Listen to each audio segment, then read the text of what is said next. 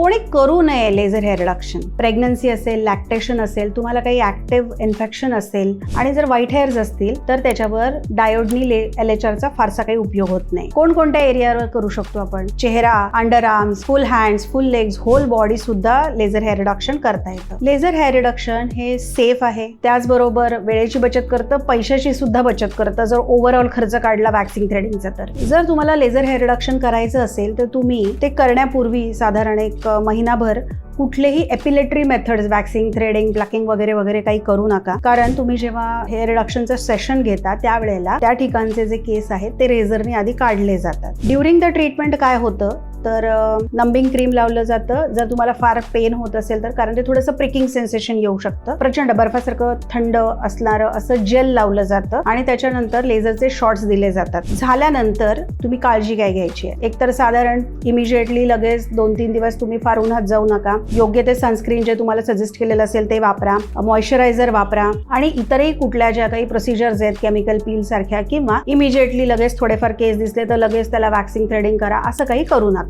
Next session तुम्ही साधारण 4 ते 6 आठवड्यानंतर घेऊ शकता. लेझर हेअर रिडक्शन ही एकदम सेफ, कम्फर्टेबल प्रोसिजर आहे. अंडर एक्सपर्ट सुपरविजन केलं तर जास्त बेटर रिझल्ट्स येऊ शकतात. तुम्हालाही अनावश्यक केस नकोसे वाटतायत का? तर तुम्ही खाली दिलेल्या नंबरवर संपर्क करून अपॉइंटमेंट बुक करा.